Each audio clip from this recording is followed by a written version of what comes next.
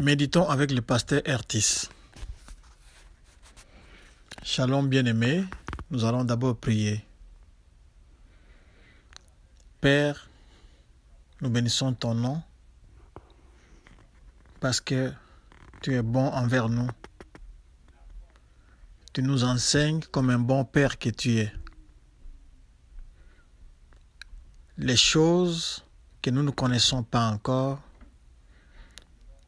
tu veux que nous puissions les connaître et les comprendre dès maintenant pour que personne ne puisse rater ces grands jours. Sois béni, sois exalté au nom de Jésus-Christ. Amen. Nous allons méditer dans Marc chapitre 13, versets 28 à 37, selon le lecteur de la Bible qu'on appelle en d'autres termes le pain du jour. Ici, c'est toujours la question que la ceinture intérieure, c'est-à-dire les 4 disciples qui étaient sortis avec Jésus du temple et qui lui ont posé une question particulière dans un moment d'intimité.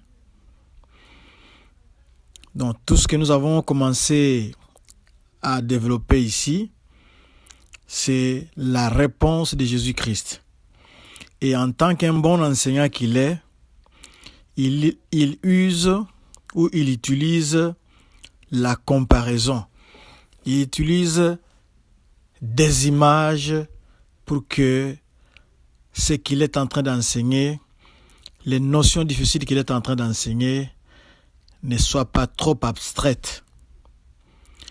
Alors, il dit ceci, il faut bien connaître les signes précurseurs, les signes qui précèdent l'arrivée ou le second retour de Jésus-Christ pour venir régner pendant 1000 ans ici, pour établir le royaume de Dieu. Car le Fils de l'homme est proche.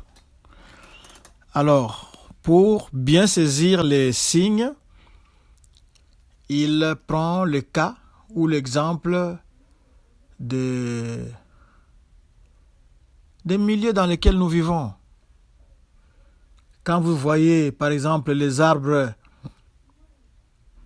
avoir de nouvelles feuilles, des feuilles tendres, vous savez qu'il s'agit de telle saison.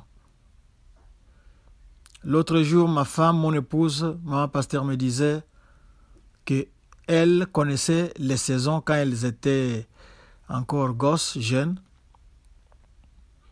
seulement par la présence de certains oiseaux. Quand vous voyez ces oiseaux venir en masse dans votre contrée, passer, vous savez que telle saison approche. Chacun a des signes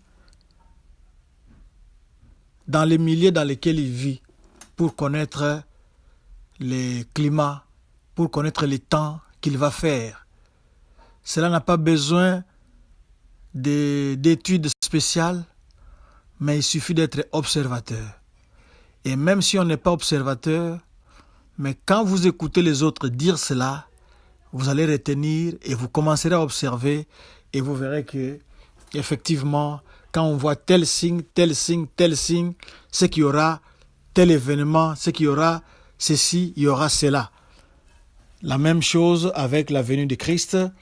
Il nous a décrit en long et en large ce qu'il y aura, l'abomination qui va chercher à détrôner Dieu, la tribulation, la grande souffrance par laquelle les gens seront obligés de passer, et ce sont des événements qui annoncent.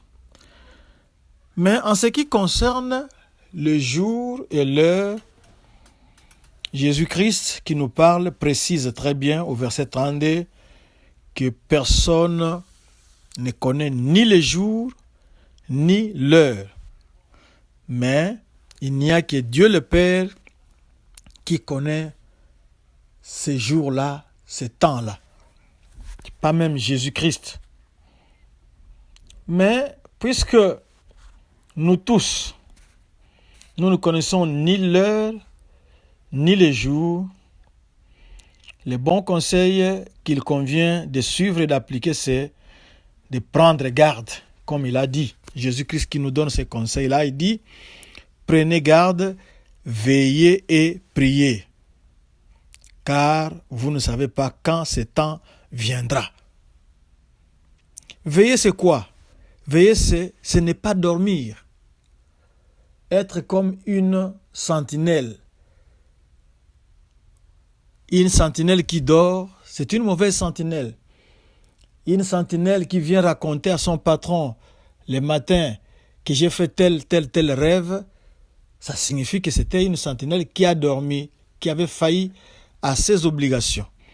Alors ici, on nous demande d'être vigilants, de ne pas fermer l'œil, de ne pas dormir, de nous priver de sommeil pour observer chacun des signes. Parce que nous ne savons pas si ça sera à la première veille de la nuit, à la deuxième veille, troisième veille ou au matin. On ne sait pas. On ne connaît pas les temps, on ne connaît pas les moments exacts, mais soyez vigilants.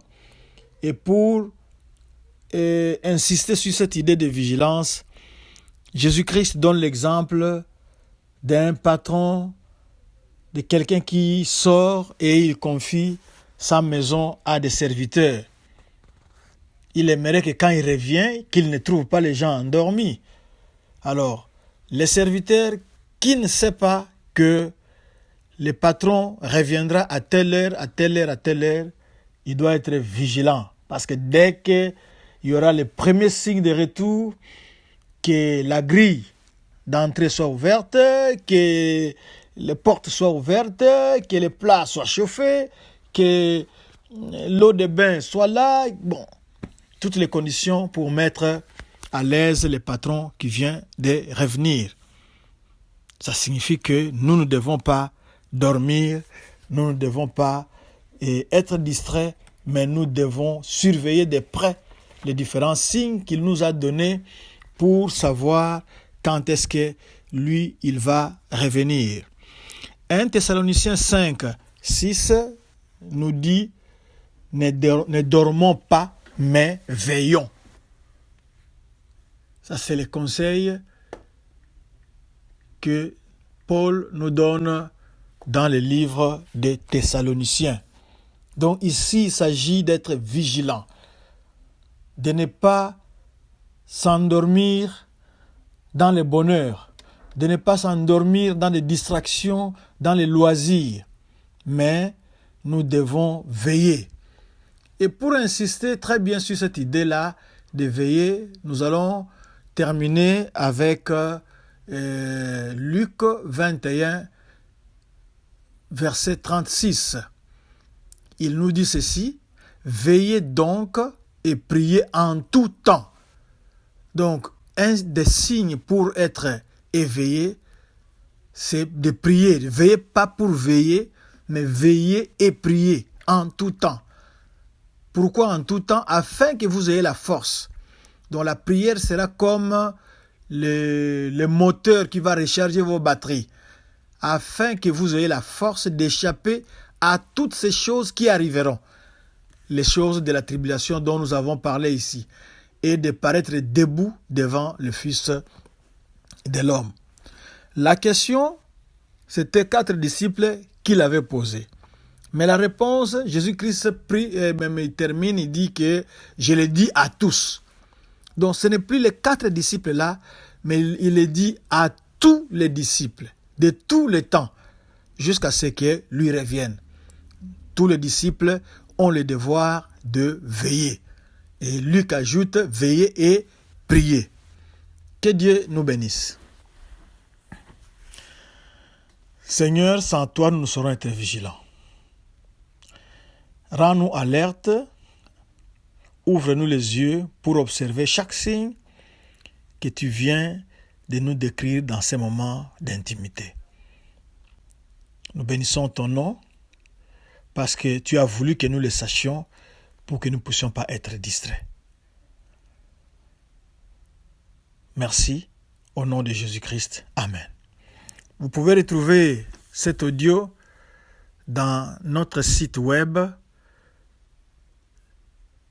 www.eglisedoxadeo.com. Si vous cliquez dans sermons ou bien dans les blogs, vous allez retrouver les audios de ces méditations.